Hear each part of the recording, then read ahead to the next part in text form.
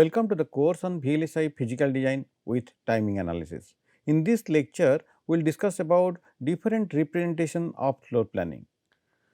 So, here the content of this lecture includes how we can convert a floor plan into different format. For example, from conversion of a floor plan into a constraint graph pair, that the constraint graph pair can be of that horizontal constraint graph or vertical constraint graph.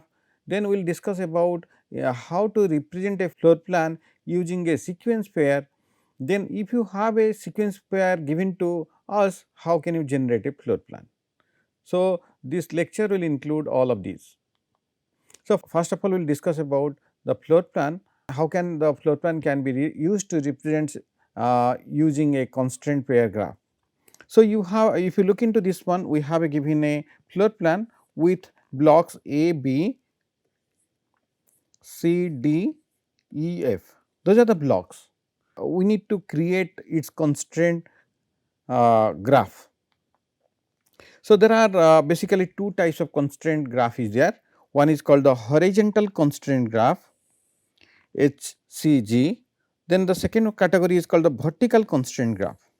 We will discuss how we can generate a horizontal constraint graph and vertical constraint graph, provided if you have given a floor plan of all the blocks. So, the step first we will discuss about the horizontal constraint graph. The horizontal constraint graph, the first step of this process is basically is to create the nodes of A to F for the blocks A to F. So, each of the blocks A will be translated to a nodes of the graph or vertices of the graph. A is denoted by A. Similarly, the B is denoted by the B. Like that, I am giving one more example, F is denoted by F. Now, this is the first step. Now, we have to add two extra node, which is one is called the source node and the termination node. This is the source node and this is the termination node or the sink node. Okay.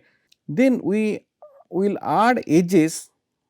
Okay. We will add directed edges. We will create a graph which is a directed graph. So, this horizontal constraint graph is a directed graph.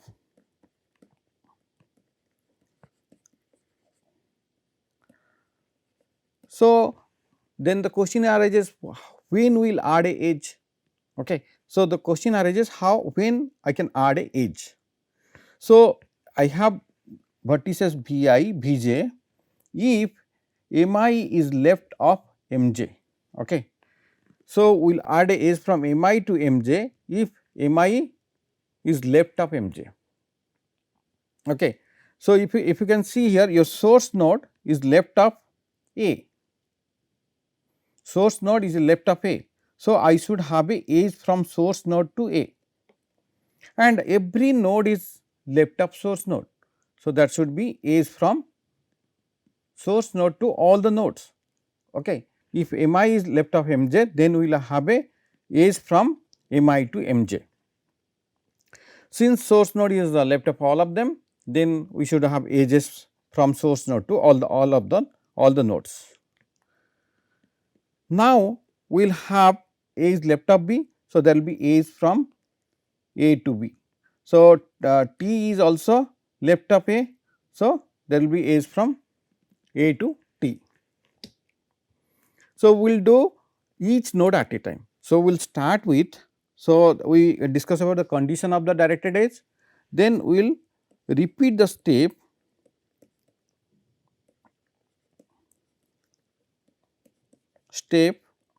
for adding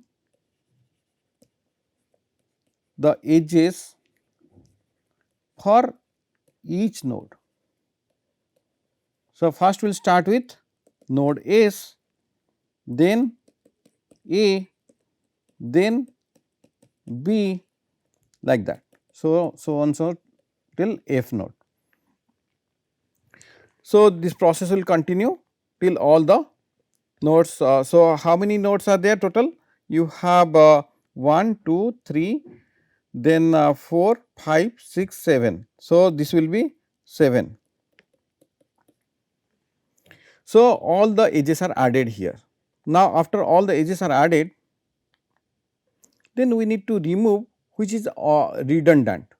Redundant means that let us say I have a edge from S to B, but there is also a path from S to B through A. So, I should remove this edge. So, this is a redundant edge. So, we will remove that edge. So, the same process is repeated for all the cases, then finally, I will get a horizontal constraint graph. Now, we will go into the vertical constraint graph.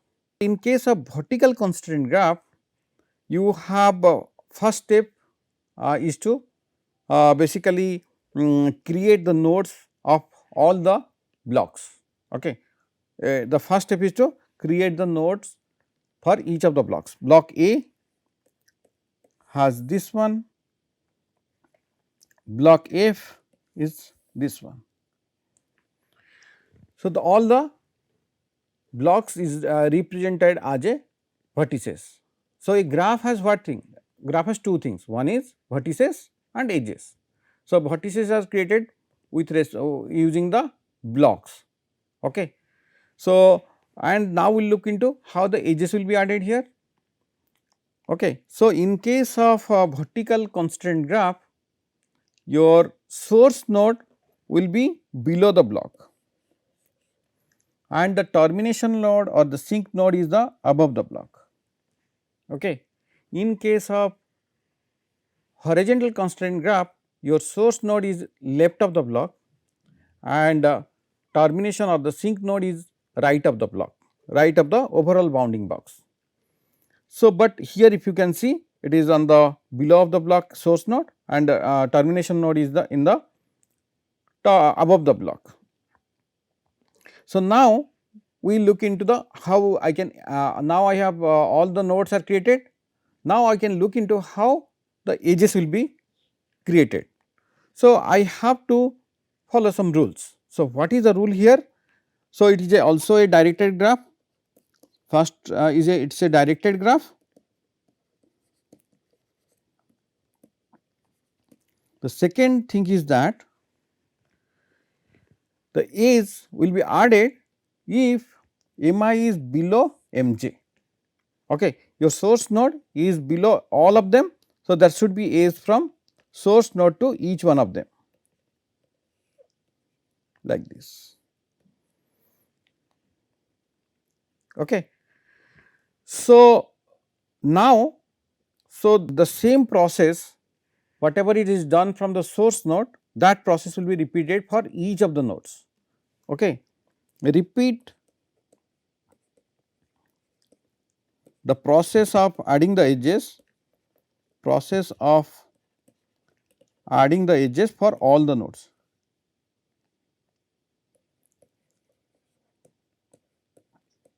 For all nodes. So, for example, node will start with S. Okay. Now, I have added for all the nodes. After I did all the nodes, then I will apply redundancy. Okay. So, what is the redundancy is that let us say I have a edge from S to A, but there is a path from S to C, C to A. Okay. So, I need to remove this edge. This is a redundant edge. So, we need to remove those edges. Now, after I remove all the redundant edges, this is my final vertical constraint graph. This is my final vertical constraint graph. Now, we will look into the floor plan to the sequence pair. So, we have a blocks A and B are given to us. So, the location of the blocks are x A, this is called the lower left corner, this is called LLX, LLY, similarly this is LLX, LLY. Okay. Lower left is LL, LL stands for lower left. So, this x the location or the location of block A and B is given to us and dimension of the blocks are given. The dimension of block A is WA is the width, HA is the height, and the block B is WB is the width, HB is the height. So, after I have all this information, I can write a constraint. Okay. So, if I have this is the condition, then block A is left of block B. So, if you can see here, okay, so this is my x A comma y A. Okay. So, if my x A plus w A is less than x B, okay, so if some block is sitting here, okay, this coordinate will be what? X A plus w A, and what is this coordinate? This coordinate is x B and y B. So, the condition is that x A plus w A is less than equals to x B, then this block is, then A is left of B. And the second condition is that and y A plus H A means this point, this line, okay, this line is y A plus H A because this height is H A, correct,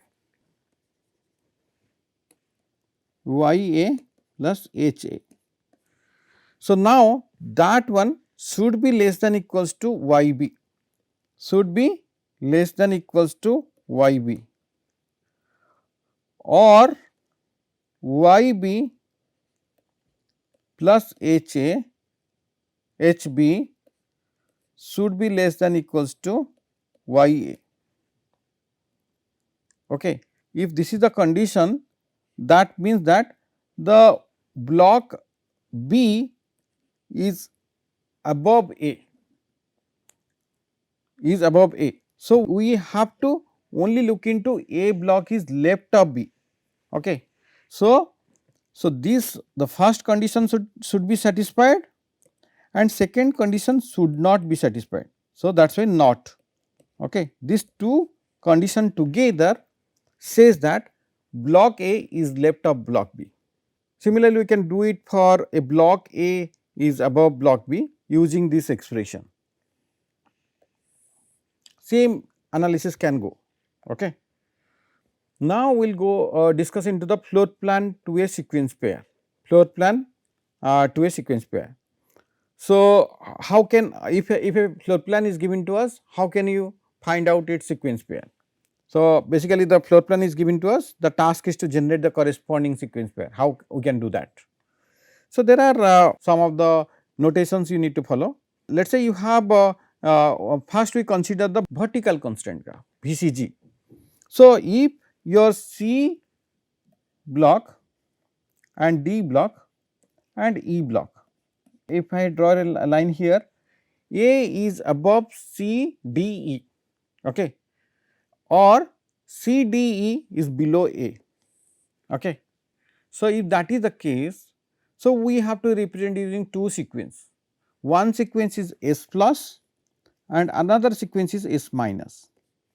Okay. So, there are two sequences are there. So, the S plus we can write will come from the top to bottom. So, the first one is your A, then the second one is your C, then we will go to D, then we go to E. So, this is for the S plus. Then what is for the S minus? Now, I will go from bottom to the top. Let us say the C, then after C I will see what is the below thing is there, E, then D, then finally A. So, this is my sequence. Now, this is done for C D E is below A. This is done. This then we will go for the other blocks. So, D E F, if I look into this line and this line, your B is above E F and D, or D E F is below B. How can I write this sequence? I have two sequence S plus whenever I am writing. So, I have already AC is there from the previous. Now I can write B, since I am doing the first sequence.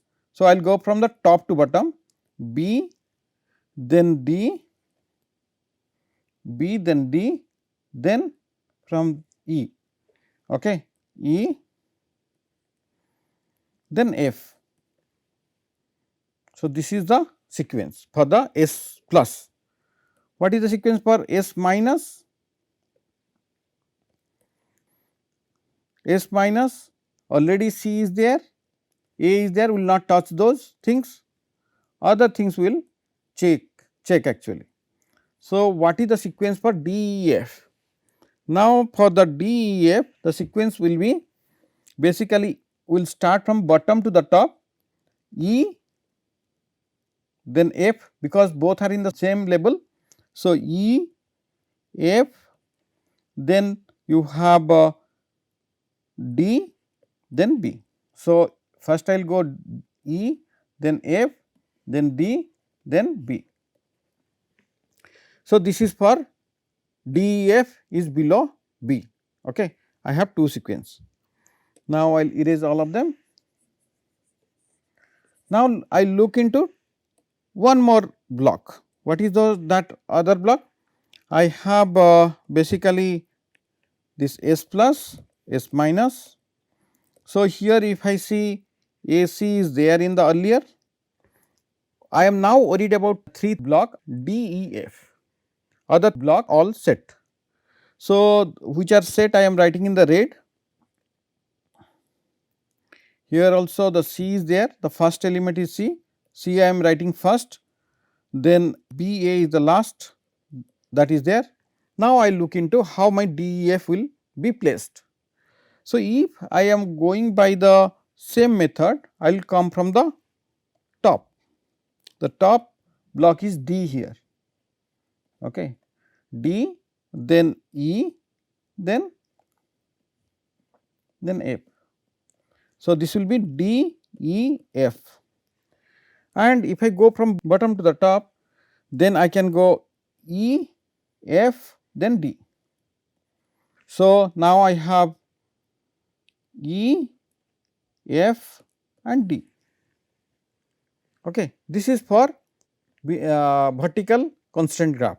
So, now what is the thing is that I have basically horizontal constraint graph. So, I have two sequence. In case of horizontal constraint graph, in the S plus sequence, if my sequence is AB, then S minus sequence, my sequence will also be AB. Okay. So, if my A is left of B, okay, so B should be placed after A. Okay. So, if A is left of B, B should be placed after A, but anything that should be there in between does not matter, but the sequence should have B block after A, that is the way the sequence will be made. So, first of all A is left of B. So, I have A, and so we have taken the previous sequence here, and we checking that whether it is satisfying or not. If it is not satisfying, we will doing some of the modifications. So, A is left of B. So, the first case it is satisfied, AB is there, AB is there. So, it is working properly, there is no change. So, here if we follow this one, so the previous sequence S1 is basically AB, and S minus, the sequence of AB is BA, but to satisfy this constraint of the horizontal constraint graph, this should be AB. So, we modified to AB from BA in case of vertical constraint graph. Now, I have C is left of DEF. Okay. Your C block is left of D, E and F block. So, how can I represent that one? My C should be left of D, E, F in S plus as well as S minus. So, if I go to the previous C should be left of D, E, F, that is correct. Here C should be left of D, E, F, that is also working correctly. So, there is no modification needed here. So, this sequence similarly you can check it for the E.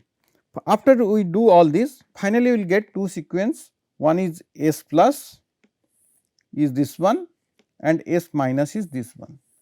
This sequence pair is representing your floor plan. If I know this, I can create my floor plan, and if I know the floor plan, I can create this sequence. So, both are basically related. So, now if I have some information given to us, I can find the coordinates of the block. So, we will discuss that one. So, we need some more extra information. So, whenever you have a sequence pair to the floor plan, what are those extra informations are needed?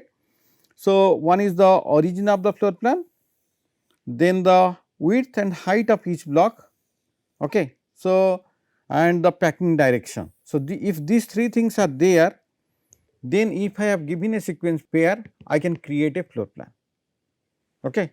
So, we discussed in the last slide, if I have given a floor plan, how to create a sequence pair, but in this slide what we are doing, if you have a sequence pair, how to create a floor plan. For that one I need these three extra informations. So, basically in this case what we are doing is that, so we are creating a floor plan from the sequence pair. So, whenever I am creating a floor plan, what are the things I need? I need the xy coordinate of each of the blocks. Okay. So, then the question arises, how can I find my xy coordinate of each of the blocks? So, there will be one subroutine is there, which is helpful to find the x coordinate and y coordinate. So, that subroutine is called longest common subsequence, that is called LCS. Okay. So, this LCS is the subroutine, we will discuss that in subsequent slide. This LCS will find the xy coordinate. So, it will find the x and y coordinate. For finding the x coordinate, the input to the LCS is S plus, S minus and width of each of the block. Okay. It will give you the coordinate of each of the block. Then for finding the y coordinate, the input to the subroutine is S plus, reverse, S minus and height of the blocks. If you can think little bit in depth, width is helpful for finding the x coordinate and the height is helpful for finding the y coordinate. So, now this is the subroutine what we will discuss now. If we understood this algorithm or subroutine, then it is basically easy to find the xy coordinate. So, there are, if you look into this one, it has basically 3 for loops are there. This is one for loop, this is another for loop and inside there is a for loop. So, inside there is a for loop. So, the first one is this first one is your initialization, it is used for initialization, and the second for loop will run for number of blocks, n is number of blocks, n is number of blocks in the floor plan. Okay. Now, we have to remember few of the variables here. Okay. So, some of the variables are, for example, you have block, you have a block. So, you have a block order and a block. So, the block order is basically the position of the block in S2 sequence. So, what is S1 and S2? I can write it here. your S1 corresponds to S plus, S2 corresponds to S minus. Okay. So, which is input to your algorithm, and weights are basically the width and height of the each of the block, and output is basically the x and y coordinate of the blocks and total span of the L. Total span will be given by the L. So, now your block order will be determined by your S2 sequence. The initialization of all the lengths are 0, all the lengths are initially 0. Now, we will do one step at a time, we will take one of the block at a time, then it is processing the blocks and finally finds the total span of the block. And if the span is greater than length, then only your length is updated. If the t span is greater than the length at jth node, then the length of j is updated, otherwise it will not updated. Okay. So, this is the very broad perspective of this algorithm. It will be more clear if I go into the example here. So, I have a sequence pair to floor plan. So, how I am doing this one? These are the things are given to me. This is my S1, this is my S1 and this is my S2, correct. So, the packing direction is from left to down, and floor plan origin is 0 0. Then the each block's dimension means that width and height of each of the blocks are given here. The task is basically find the x and y coordinate of all the blocks and finding the overall bounding box dimension. So, widths are given, widths of block A is 8 and E is 4, height of A is 4, height of E is 6, which is taken it from this information, Then I have S plus, then I have S2, then I have, since I am finding the x coordinate. So, I am my weight is basically width. Okay. So, width of each of the blocks are taken. Then we will look into the block order. What is this block order? This is very important. The block order is basically telling the position of the block in S2. Okay. It tells the position of the block in S2. Okay. Let us see here. So, the block order,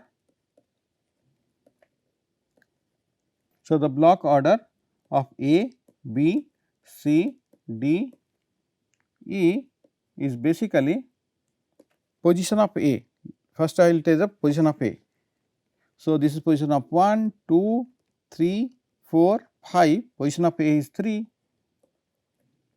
position of B is 5, position of C is 1, position of D is 2 and position of E is 4. So, this is your block order which is found from S2, and initially all the lengths are 0 because we have not find the length of the overall block, initially it is 0. So, this is solving this first step only, this initialization step is done here. Now, we will go to the iteration 1.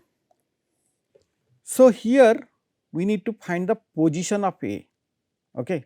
So, the position of A, okay, is basically length of 3. Okay. So, this block is A and index is taken from the block order. So, if you can see here, index is basically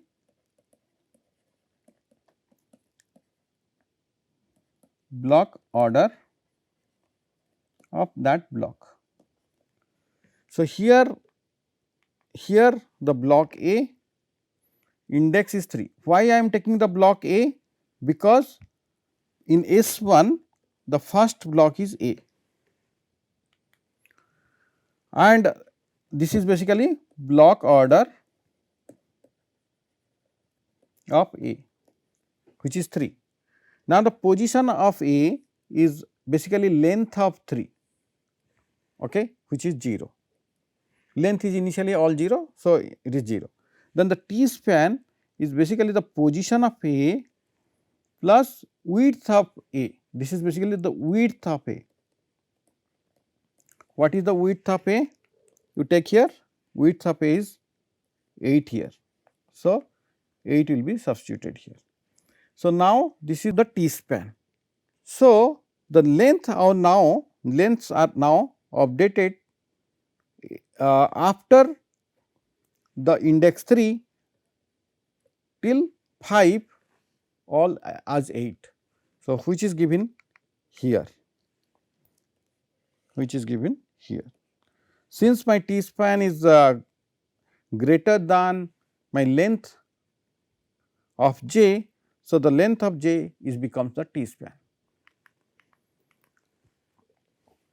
Now, we will consider the block C in the iteration 2. Why block C? Because block C is the second element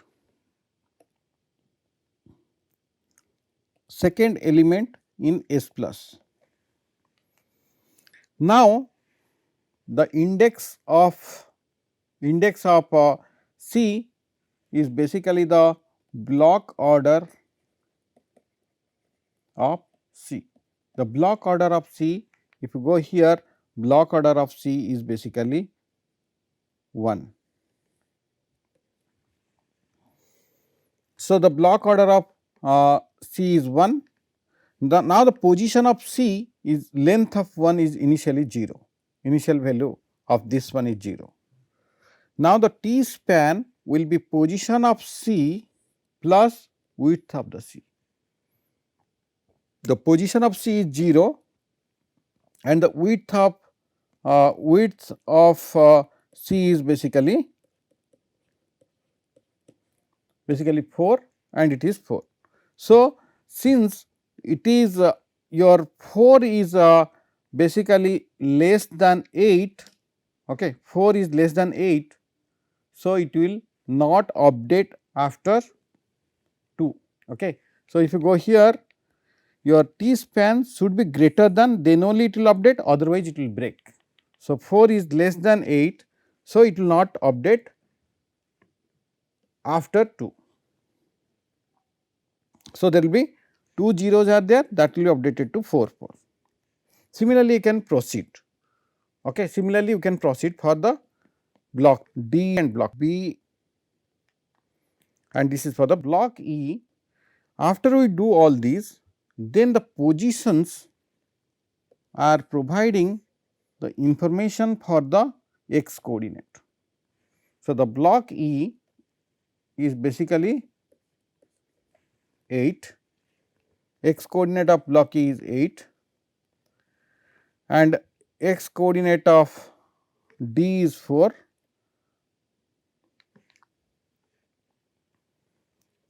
D is 4 and B is 8, B is 8, like that. So, the position of the block will give you the x coordinate. So, summary, the position of the block gives the x coordinate of the block. Now, the width of the block will be found by the T span. The T span, what is the maximum width of the block, will be given by the T span, because I am just working in the x direction.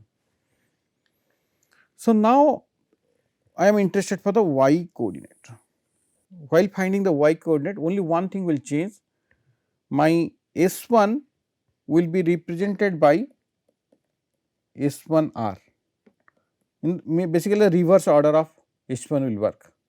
So, we have to work for E block first. Okay. So, we have to work in this order E, then B, then D, then C, then A. So, this is my S1, my S2 will be the as the before is basically C, D, A, E, B. So, if that is the case, my block order will not change, my block order will not change, will be remain as it is, because the block order is determined by S2. The block order is determined by the S2. If you see here, the block order here is 3, 5, 1, 2, 4. Here the block order is also 3, 5, 1, 2, 4. Block order remains the same, because it is determined by S2. Now, the lengths are initially all 0. Now, we will process the block E first. What is the index of block E? Index of block E is basically, if you can see here, index of block E is basically 4. So, I will take the 4. Now, position of E is basically length of 4 is 0. Then the T span will be position of E plus height of E, height of E. The height of E will be given here. Height of E is basically 6 here. So,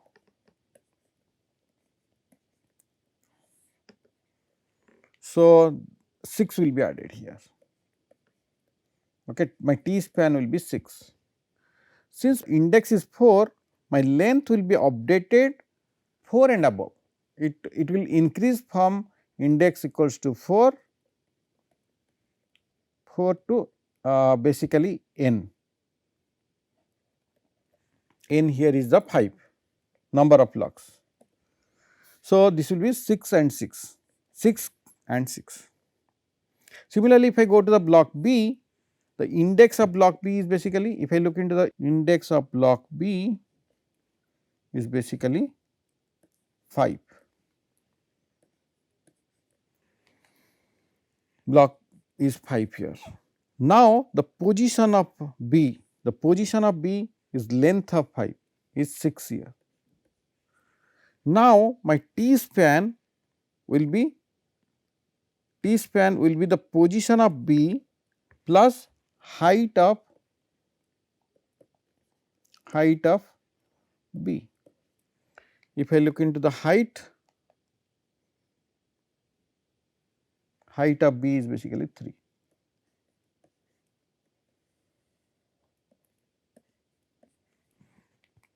Now, the height of B is 3, 6 plus 3 is 9. So, my that index 5, since the index is changing from 5 to 5, so only the 5 to 5, only the last index will change, last value will change. So, that will be 9. Similarly, 3, 4 and 5th iteration we can worked out. There will be 3, iteration 4, then iteration 5. We have to work out to find all the coordinate y coordinate of the block A, B, C, D, E. So, these are the y coordinate of the blocks, and the height of the block is basically determined by the T span, okay, which is given by length of 5, which is your 9 here. So, we now have all the information, height and width of the global bounding box, we know the x, y and y coordinate of all the blocks. So, the floor plan size is basically width is this much, width is 12 and height is 9, and the coordinates of block A is 0, 5, coordinate of block B is 8, 6, coordinate of block C is 0, 0, coordinate of block D is 4, 0, coordinate of E is 8, 0. So, this is the floor plan. If you can see, the C 0, 0 is your coordinate of C, and coordinate of A is 0, 5, and the B is basically 8, comma 6, this direction is 8, height is 6. Then you have D 4 comma 0. Now, this E is 8 comma 0. So, this is my floor plan. The width is basically my 12 and height is basically 9. So, this is the final floor plan. So, we discussed about floor plan representation and horizontal constraint graph, vertical constraint graph in detail in this lecture. Thank you for your attention.